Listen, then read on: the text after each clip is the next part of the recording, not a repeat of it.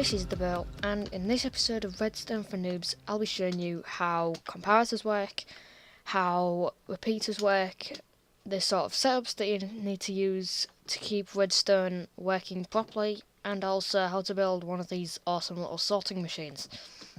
So, I think we should start at the basics with the repeaters and setups of different circuit layouts, basically. So, basically, let's start with this one. If you do a signal like this, it won't work because repeaters take a signal from the block next to them or basically the block behind them. So this is pointing that way, which I believe is south. So it takes the output from the block north of that, right? So basically this feeds a signal into this block, but this is taking us an output from that block, so that won't work at all. So this will work though, because the dust gets power from that block, or any block around it, basically. And this also will work, because the torch is connected to this block. So if you do it like, say this, that won't work, because it's connected to that block, right? And it'll also work like that, so that's one handy thing to know. And must have forgotten to put the levers all around here, because that's not the way I remember it, or not the way that I meant to have it. So basically, as well, repeaters only give a signal to this block, so that means that this block, if that was a redstone mechanism, such as a redstone lamp, that would work, but it's not. So that doesn't give a constant signal as long as the line of blocks. So on to the next one. This will work because that block is powered, which powers that. And this sort of setup would work as well. So that's giving power to that block, which powers this dust, which powers that, which powers that. And if you're thinking that you can do that as long as you want, like with just dust, then you're wrong, because basically, dust has to have, basically, you have to have either an input or output of dust on a block on the side to keep it normal, I think. I don't know, but basically, if you have a piece of dust here and then a piece of dust next to that, but like with a block space in between, with a block there, it won't do that unless that's a repeater, because repeaters can take outputs like that, but dust can't.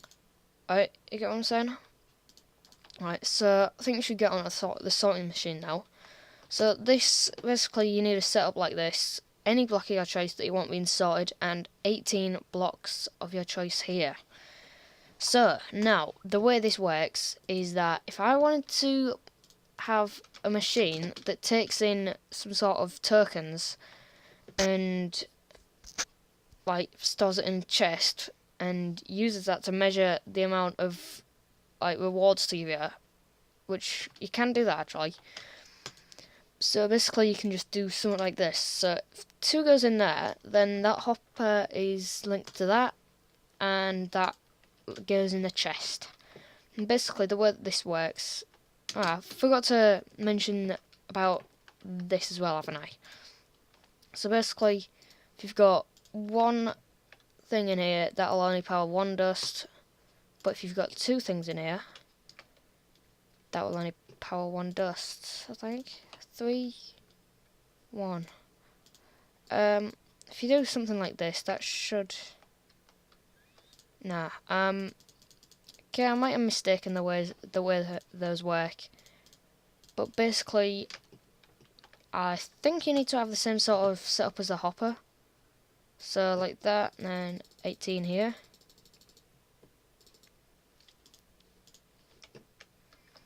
And then let's chuck 1 in here.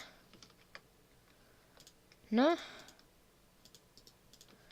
Okay, I might have misjudged that a bit. But anyway, so basically you can get a hopper output from any item with an inventory in it, such as hoppers, droppers, dispensers, chests, trap chests, and that's a trap chest, not a large chest. All it is, kind of, it's both basically. But you can see that it's a trap because it's got that little red line around it, kind of. So furnace, you can also take an output from. So I'll just demonstrate. You can put one in there, and that gives a bit of that. You can put one in there. That gives a signal as well. You can put one in there, and you can use that to give an output whenever the chest's open, because if you didn't know, trap chests give an output when they're open, right? So that is a really awesome feature. And yeah, like I said, you can also take an output out of a furnace. So I'm pretty sure you can use that for some nice torch keys, like bud powered and stuff like that. Right, so now, basically the hopper is facing into there, and then the comparator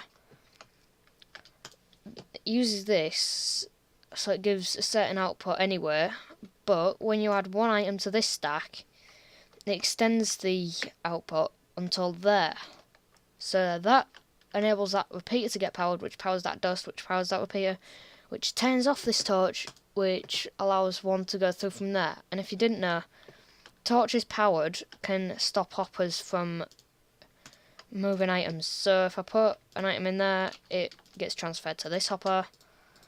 But if I put one like this, sorry, I need that there, right, and put it there, it will not go through the hoppers. So that's a handy tip if you didn't know that. And yeah, I'm glad that I've been able to do this, and that's the end. That's the end of this episode. And I just like to say, I haven't done many videos recently because I thought my headset was broken, but it turns out I just had one of the one of them what do I call them, like a volume thing on it. Yeah, I can't remember the correct term for it, but it's like one of them things that you twist and the volume increases on it.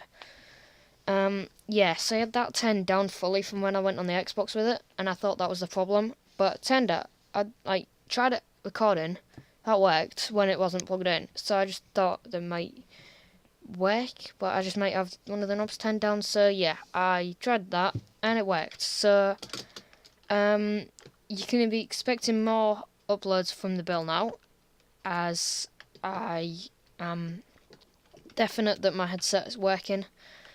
And that's all from the bill for now, and I'll see you all next time. And if you haven't checked out my new intro, you should do that, because I'm going to do that when I hit 5 likes on it. So I'll see you next time.